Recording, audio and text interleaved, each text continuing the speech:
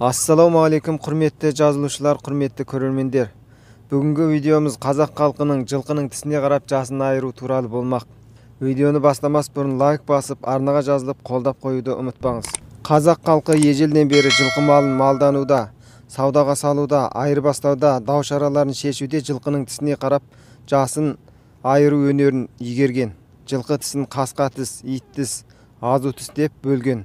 Айғыр мен аттарда 40 дана, биеде 30 дана тіс болады. Оның ішінде қасқа тіс 12 дана, азу тіс 24 дана, ит тіс 4 дана болады. Ал биелерде ит тіс болмайды. Сүт тіс ақ, беті майда, ұсақтау болады. Құлын туылып бір апта өткеннен соң сүт тісі шыға бастайды. Ол 2-3 жасқа дейін сақталады. 1 жаста сүт тістің беті аздап қажалып, бірінші тұрақты азу шығады. 1,5 жаста ішкі орта сүт тістің беті қажалады. 2 жаста ішкі дара тістің беті қажалады. Сол мезгілде басқа күрек сүт тістің беті тегістеледі. Әрі екінші тұрақты азу шығады. 3 жаста жұлқар сүт тіс түсіп, орнына тұрақты ішкі орта тіс шығады. 4 жаста ішкі орта сүт тіс түсіп, орнына тұрақты ішкі орта тіс шығады. 4,5 жаста осы тістің алдыңғы жиегі мұқалады. 5 жаста ішкі сүт тісі 6 дана тұрақты күрек тіс тұрақтанады. Әрі ит тісі шыға бастайды. Сол үшін жылқы 5 тісінде азу жарады дейді.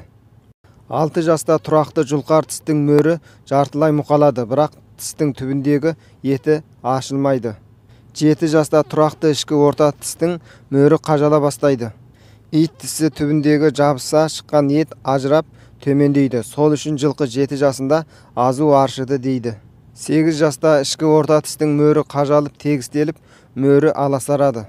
9 жаста ит тістің мөрі мүлдем қажалып тегістеледі. Тек ішкі орта тіс пен шеткі тістің мөрі табаны ғана қалады. Бұл жылқы 9 жасында 4 шеті болды дейді. 10 жаста ортаңғы тістердің мөрі таусап, тек шеткі тістің мөр табаны ғана қалады. Бұл кезде 2 шеті деп аталады. 11-12 жаста барлық күрек тістердің мөрі таусылып, сары қайрақтанады. 13 жаста ит тісінен бастап тіс бетінде қос қыртыс пайда болады.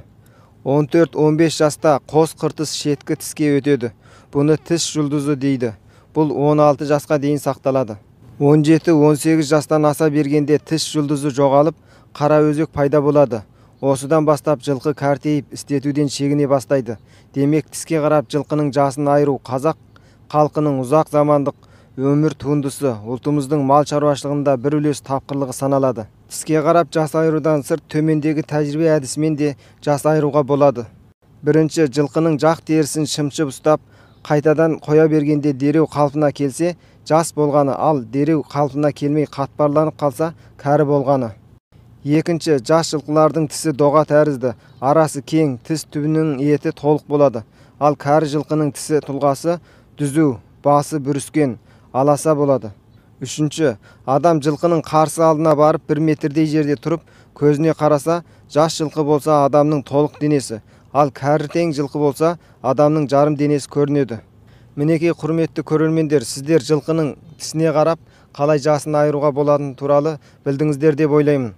Видео пайдалы болса лайк басып, арнаға жазылып, қазақ тілді YouTube арнаның дамуына үлестеріңізді қоса кетіңіздер. Келесі видеода кездескенше сау саламат болыңыздар.